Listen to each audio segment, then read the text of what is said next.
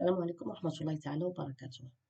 On va faire maintenant l'exercice sur l'application des lois de Descartes, telles que la fibre optique. Alors, on a une fibre optique qui est formée de deux milieux transparents. Le premier milieu, c'est ce qu'on appelle le cœur, qui a un indice NC. On a la gaine qui a un indice NG. Donc, cette fibre, elle est dans l'air. D'accord. Donc, on a un rayon incident, d'angle d'incidence I1.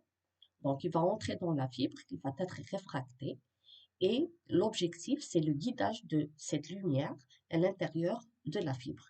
Donc, la question, c'est déterminer l'angle d'incidence I1 pour qu'on ait un guidage de la lumière dans la fibre. Alors, tout d'abord, je rappelle qu'une fibre optique, c'est un fil en verre ou bien en plastique qui est très fin. Son objectif, c'est de guider la lumière. Donc, il est appliqué dans plusieurs domaines, tels que la télécommunication. Donc, la fibre, c'est le support de transmission le plus performant pour les télécommunications à longue distance. Il y a aussi la médecine. On l'utilise dans plusieurs instruments, tels que les endoscopies et les lasers chirurgicaux, d'accord? Et il y a aussi les capteurs. Ce sont des dispositifs pour faire des mesures physiques, telles que la mesure de la température et aussi de la pression, des déformations, etc. Il y a plusieurs applications aussi dans l'aéronautique, dans l'automobile et l'industrie. Alors, on va répondre maintenant à notre question qui est quel est l'angle maximal I1 pour avoir un guidage de la lumière. Alors, tout d'abord, on a le passage, il est du milieu d'indice n égale à 1 à un milieu d'indice égal à nc. Donc, on aura forcément une réfraction. Donc, on peut appliquer la loi de réfraction à ce point.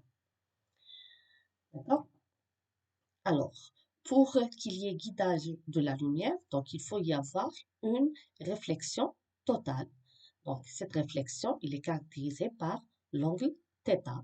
Donc, pour avoir une réflexion totale, il faut que l'angle θ soit supérieur à un angle limite qui est θL.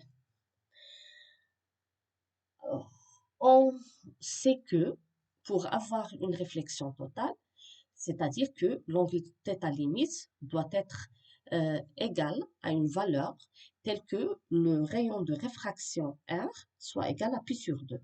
Donc là, si on prend les deux milieux, le premier milieu qui est le cœur, et là vous avez la gaine, donc là on a le milieu d'indice NC, là le milieu d'indice NG, on a l'angle θ d'incidence, donc on aura un angle réfracté R.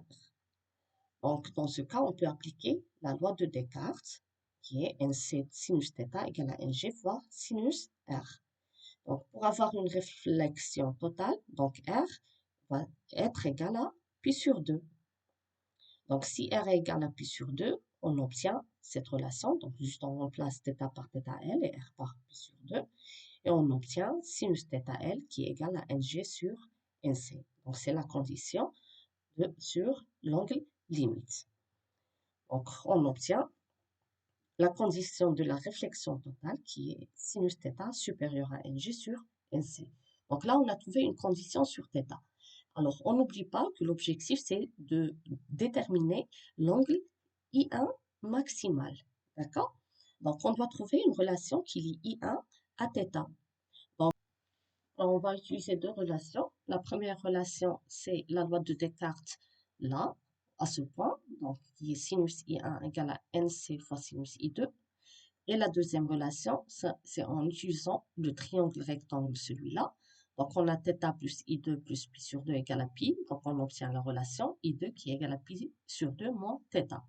Donc, voilà, dans la première relation, on a l'angle d'incidence I1 qui est intervenu donc, à travers I2. Donc, on doit trouver forcément une relation qui lie I2 avec θ, puisqu'on a la condition de réflexion totale sur θ. D'accord? Donc, on remplace dans l'expression. Donc, on obtient sinus pi sur 2 moins θ fois NC. Donc, sinus pi sur 2 moins θ qui est cosinus θ. Donc, maintenant, on exploite la condition d'écart, de réflexion totale. On obtient que sinus θ, il est supérieur à NG sur NC. Donc, on a trouvé tout à l'heure.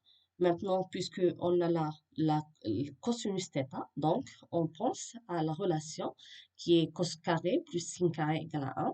Donc, on l'introduit là, du sinus carré, et puis 1 moins cos carré, et on obtient la relation cosinus carré qui est inférieure à 1 moins NG sur NC carré. Donc, on doit obtenir finalement la relation là, qu'on a trouvé, qui est sinus I1 qui est égal à NC fois cosinus θ. Donc, on multiplie juste par NC pour obtenir le sinus I1.